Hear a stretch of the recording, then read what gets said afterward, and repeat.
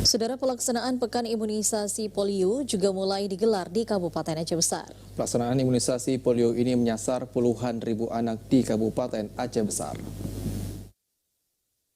Anak usia 0 hingga 12 tahun di Kecamatan Kerung Baronajaya merupakan target sasaran yang mulai menjalani imunisasi polio di Aceh Besar yang mulai digelar.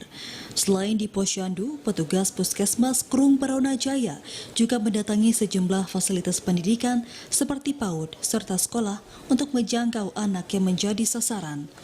Sebanyak 2.238 anak di Kecamatan Kerung Baronajaya menjadi sasaran penerima imunisasi polio. Mereka terbagi dalam 3 kategori usia, mulai 0 hingga 59 bulan sebanyak 1.296 anak dan usia 5 hingga 7 tahun sebanyak 267 anak.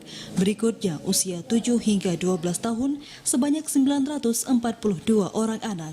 Sasaran yang di Posyandu 0-59 bulan itu sekitar 1.296 sasaran. Itu yang kami data dari 12 desa.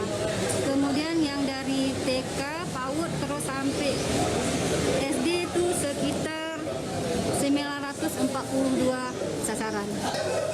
Sejauh ini mungkin karena tetes, jadi masyarakat banyak yang memberikan izin kepada anak-anaknya, jadi tidak ada kendala insya Allah. Pekan imunisasi polio tahap 2 yang menyasar 6 kabupaten kota di Aceh dimulai sejak tanggal 5 hingga 11 Desember. Sementara untuk 12 kabupaten lainnya, pelaksanaannya akan dilakukan mulai 12 hingga 18 Desember. Dari Aceh Besar, Arman Konadi, TVRI melaporkan.